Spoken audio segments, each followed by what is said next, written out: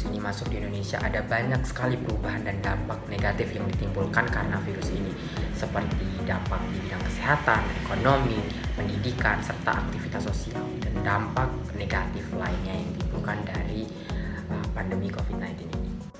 Pada saat virus ini masuk di Indonesia, pemerintah melakukan berbagai macam kebijakan untuk mengatasi penyebaran virus ini, seperti lockdown, social distancing, PPKM, penerapan protokol kesehatan, dan lain sebagainya. Tidak terkecuali di Provinsi Nusa Tenggara Barat yang tidak luput dari penyebaran virus ini. Ada banyak kebijakan dan inovasi baru yang dilakukan oleh Pemprov NTB untuk mengatasi dan meminimalisir dampak negatif dari penyebaran virus COVID-19. Adapun kebijakan dan inovasi baru yang dilakukan oleh Pemprov NTB untuk mengatasi dan meminimalisir dampak negatif dari penyebaran COVID-19 adalah sebagai berikut.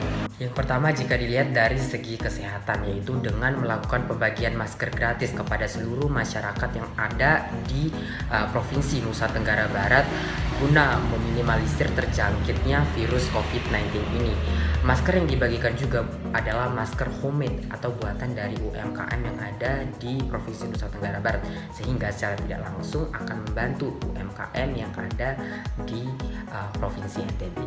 Yang kedua, dari segi informasi pelayanan publik, Pemprov NTB telah mempersiapkan atau menyediakan inovasi baru dalam bentuk aplikasi atau website yang bisa dikunjungi oleh masyarakat yang ada di Provinsi Nusa Tenggara Barat.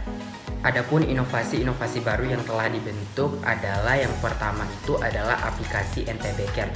NTB Care ini adalah media yang digunakan untuk menampung dan menangani pengaduan masyarakat terkait berbagai masalah pelayanan publik. Misalnya nih, dalam pelayanan kesehatan, apabila pelayanan kesehatan terkait penanganan COVID-19 kurang baik, maka masyarakat bisa mengadukan di aplikasi ini, sehingga penanganan kesehatan yang kurang baik itu dapat diperbaiki dan secara tidak langsung akan meminimalisir resiko kematian.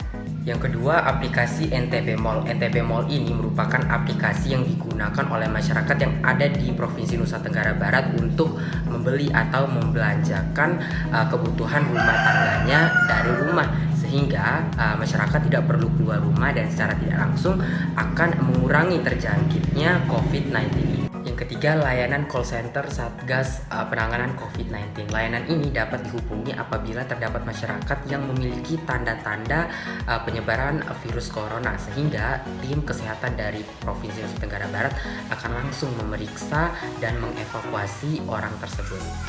Serta inovasi-inovasi baru lainnya dalam bentuk aplikasi dan website seperti NTB 1 Data, layanan sistem informasi posyandu, Smeton, Lestari, NTB Siaga, dan aplikasi dan website lainnya. Dari segi ekonomi, kebijakan dan inovasi baru yang dilakukan oleh Pemprov NTB untuk menjaga perekonomian tetap stabil ialah, yang pertama, dengan memberikan modal kepada masyarakat yang ada di Nusa Tenggara Barat untuk memulai usaha di tengah pandemi, serta meningkatkan kegiatan ekonomi khususnya di sektor pertanian jagung, seperti yang terjadi pada tahun 2020 di mana harga jagung pada saat itu naik cukup drastis, sehingga perekonomian masyarakat yang ada di berbagai kabupaten dan kota yang ada di Nusa Tenggara Barat tetap stabil meskipun di tengah-tengah pandemi. Artinya pemerintah Provinsi Nusa Tenggara Barat telah mengatur deflasi harga jagung agar tidak merosot, serta membuka UMKM dan pariwisata dan melonggarkan PPKM yang ada di Provinsi Nusa Tenggara Barat agar perekonomiannya itu tetap stabil, tetapi dengan memperhatikan berbagai macam protokol kesehatan seperti menjaga jarak, memakai masker, serta mencuci tangan. Yang keempat ialah dari segi kesehatan. Adapun kebijakan dan inovasi yang dilakukan ialah dengan melakukan sekolah daring dari rumah. Hal ini dilakukan agar kegiatan pembelajaran tetap berjalan meskipun di masa pandemi dan akan meminimalisir resiko penyebaran COVID-19. Meskipun sekolah dilakukan secara daring, namun para guru akan mengunjungi peserta didik yang tidak memiliki smartphone. Itu saja yang dapat saya sampaikan mengenai inovasi dan kebijakan yang dilakukan oleh Pemprov NTB untuk meminimalisir dan mencegah dampak negatif dari pandemi COVID-19. Sekian dari saya, terima kasih. Halo, Assalamualaikum warahmatullahi wabarakatuh. Perkenalkan, nama saya Muhammad Ikram, perwakilan dari kelompok 9. Pada kesempatan kali ini saya akan membahas mengenai alasan-alasan terjadinya perubahan konstitusi di Indonesia. Bicara soal konstitusi, apakah Undang-Undang Dasar 1945 merupakan konstitusi Indonesia satu-satunya? Tentu saja jawabannya adalah tidak, karena sebelum itu Indonesia sempat mengalami perubahan konstitusi, mulai dari Undang-Undang Republik Indonesia Serikat, Undang-Undang sementara, serta berlakunya kembali Undang-Undang 1945. Lalu apa sih alasan yang melatar belakangi terjadinya perubahan konstitusi tersebut? Langsung saja kita bahas satu-satu. Yang pertama, Konstitusi Republik Indonesia Serikat.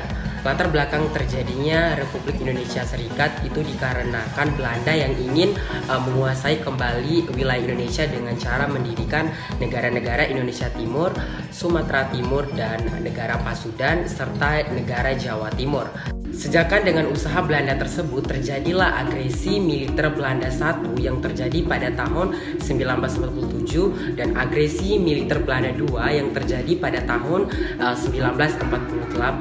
Hal tersebut menimbulkan keprihatinan dunia sehingga PBB mendesak pemerintah Indonesia dan pemerintah Belanda untuk melakukan perundingan, dan perundingan tersebut dikenal dengan Konferensi Meja Bundar. Lalu apa sih alasan yang membuat Undang-Undang 1945 diganti menjadi Undang-Undang Republik Indonesia Serikat? Alasannya itu adalah dikarenakan keputusan dari Konferensi Meja Bundar itu sendiri, di mana isi dari Konferensi Meja Bundar itu memuat 3 hal pokok. Adapun isi dari Konferensi Meja Bundar, yang pertama mendirikan negara Republik Indonesia, yang kedua menyerahkan kedaulatan negara Republik Indonesia Serikat, dan yang ketiga mendirikan uni antara Republik Indonesia Serikat dengan Kerajaan Belanda. Dan karena sebab itu lahirlah Konstitusi Republik Indonesia Serikat. Kenapa tidak menggunakan Undang-Undang Dasar 1945? Karena perbedaan ruang lingkup penerapan. Konstitusi RIS berisi mukadimah, isi, dan piagam persetujuan.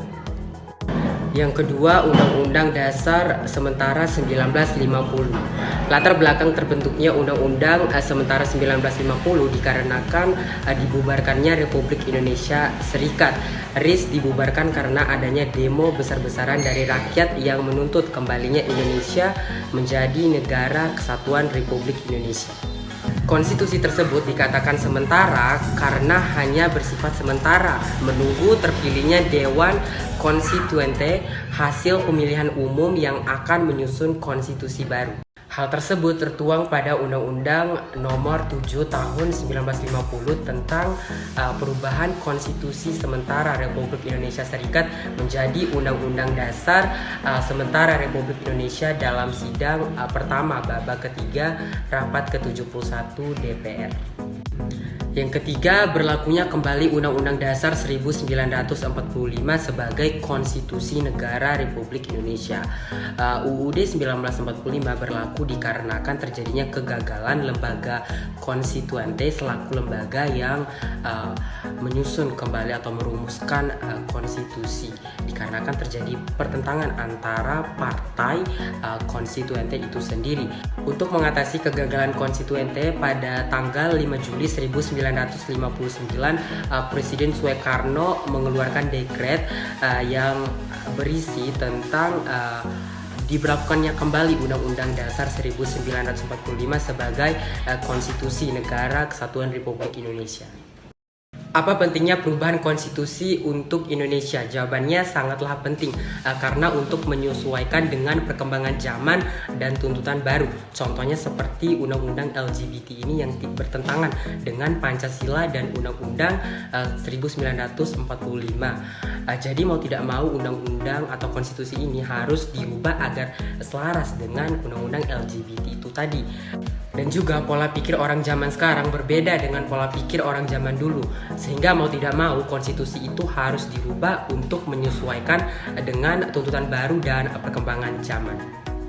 Itu saja yang dapat saya sampaikan mengenai perubahan konstitusi yang terjadi di Indonesia. Semoga video ini bermanfaat dan thank you for watching.